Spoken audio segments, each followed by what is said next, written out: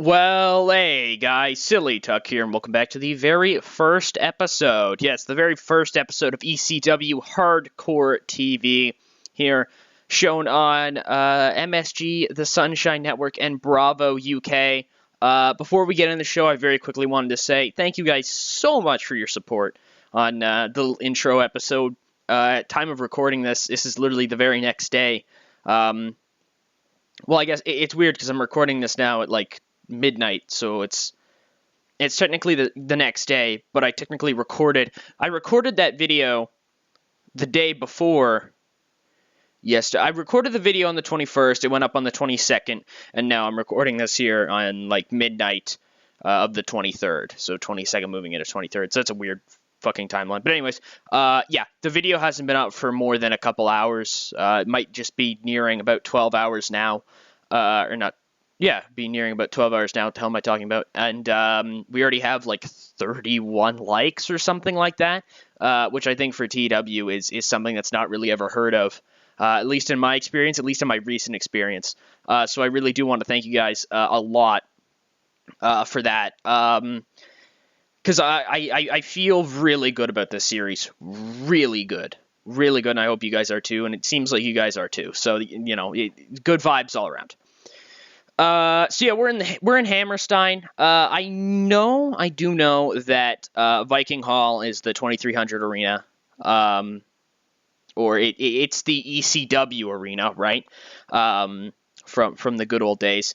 But I chose to run Hammerstein because we can make more money there, because we have the fans to do it, and I'm just gonna do it. I say fuck your kayfabe, fuck your accurateness, and just fuck you in general. Right after I said thank you to you guys, I say fuck you. So yeah, anyways, that's just how we work here. Thank you guys so much for, I was about to say thank you guys so much for watching. Well, there's the episode, everybody. But yeah, let's run the show. Yeah, very, very excited here. So we open things up with, I'm sorry, very first thing I see, Chris Candido looked lost out there. I just think of Candido like, where am I? Oh, shit, man. That's a really hard drug trip. No, but we have Shane Douglas in the ring with the other members of the Triple Threat. Kind of the remains of the Triple Threat. Because you don't know, the Triple Threat was, I do believe, Douglas, Candido, and Bam Bam. It might have been actually Storm and Bam Bam. It was one of these two and Bam Bam, and these two were the Thrill Seekers off on the side, if I'm not wrong. Oh, fuck. Or it was Credible, the Thrill Seekers with Storm. Fuck, I don't remember these things. God damn it, my ECW is so rusty. Anyways, they are the remains, I guess, of the Triple Threat, and they're hanging out. And Shane Douglas is in the ring with the other people, with Francine, Candido, and Storm, and he says, you know, last week. Yeah, it would be last week? Hold on, I'm sorry, I gotta think. It would be, whatever, last Sunday. At November to Remember. I did it. That's right. None of you yellow-bellied sons of bitches thought I could do it. The franchise. You doubted the franchise. But look what I have here with me. That's right. The ECW Championship. And where's that son of a bitch, Bam Bam? He's nowhere to be seen. Bam Bam, you're nothing but a big, dumbass, soft son of a bitch. And this title is back where it belongs. With the franchise. I fucking love my Shane Douglas character too much. Basically, Paul Heyman then comes out and he says, oh, Shane, you know... All right, or yes, hold on. Let me channel my Paul Heyman. You know, Shane, if you're smart, and I know you aren't, I know you like to get in your own little world, you're going to watch your back. Because things between you and Bam Bam are not over. They are far from over. And if you think so, you're dumber than you look.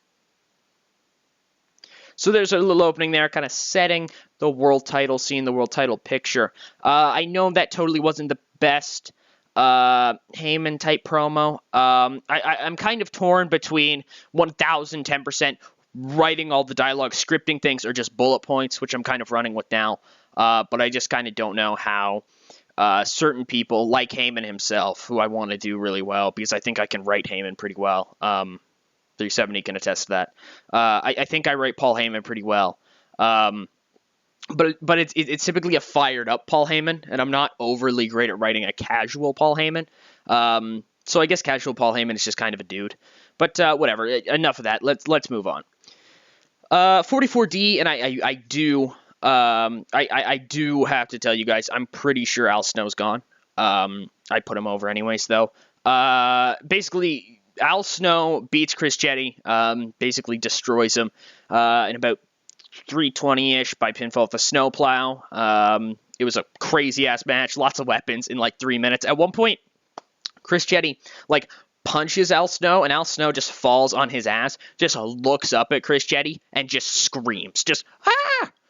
Oh my god, what a scream. That's not a scream. You know what I mean, though? Because I don't want to do it again, because I just embarrassed myself by not being able to scream. Jesus Christ.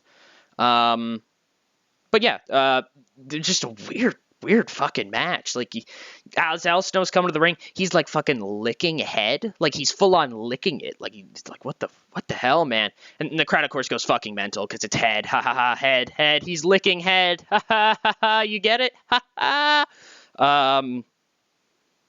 Al Snow is fucking weird. He's a fucking weird guy. In the ring, we have the ECW Invaders, Darren Drozdov, Phil LaFont, and Doug Furness. And they're in the ring, and they say, this bullshit company, this ECW, this extreme alternative, as you like to call yourselves, how dare you call this wrestling? This isn't wrestling. What Phil and Doug here, what I do, this is Droz talking, we are wrestlers. You're thugs. You're nothing but low-life scum, talentless hacks who breed and suckle off of the work of men like us. You leech off of the... and then the fucking hardcore chair swinging freaks come out with chairs. Just dismantle all three of them. Just crack, whap, bam, crack, bam, whap, doop. Like, just clear house. Just smack them up with some chairs. The Invaders are just, like, beat the hell out of. They're literally just out there for them to get a little bit of heat, and then these guys, the chair swinging freaks, Rotten and Mahoney, come out and just batter them.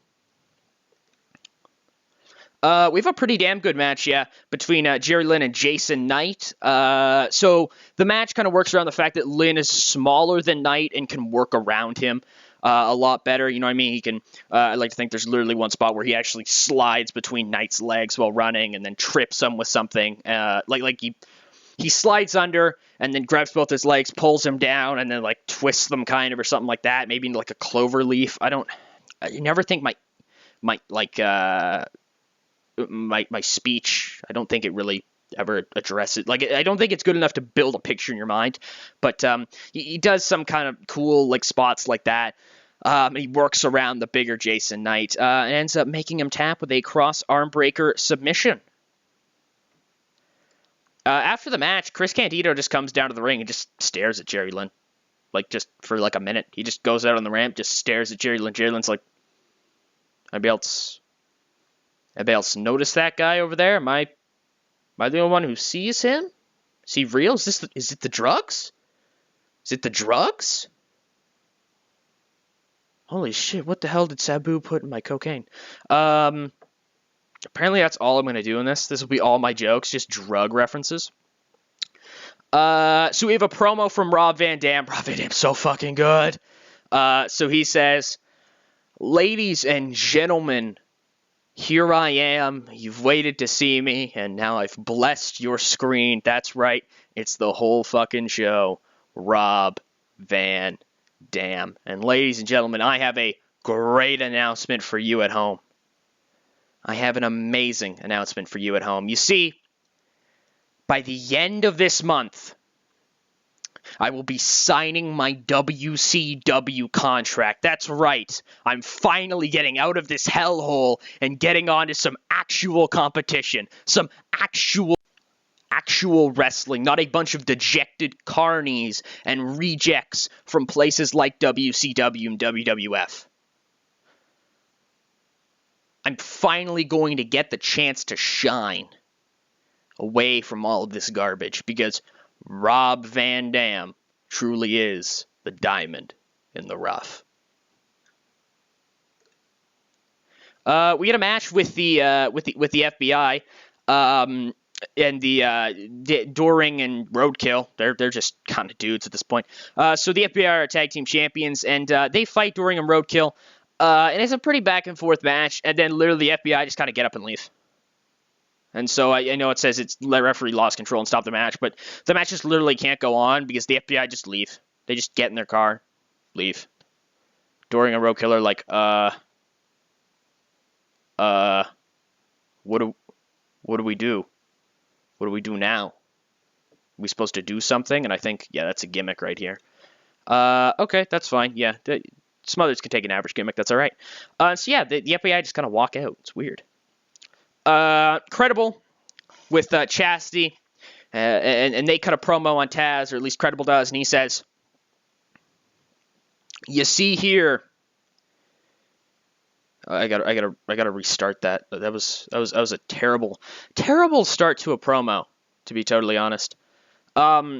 Basically, Credible cuts promo, whatever. For a little bit, it's just generic. I'm just incredible. I'm just incredible. You know, whatever. Generic. I'm smarmy. Look at my manager.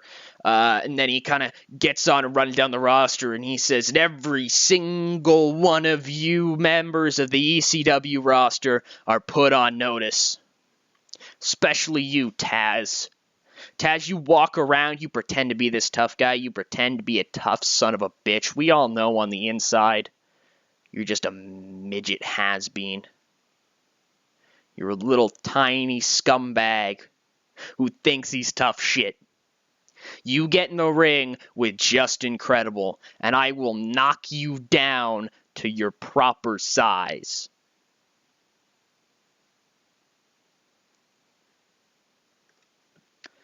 Mikey Whipwreck cuts a little bit of a quick promo, and Mikey says, well, you know, in the main event tonight, I'm taking on Sabu.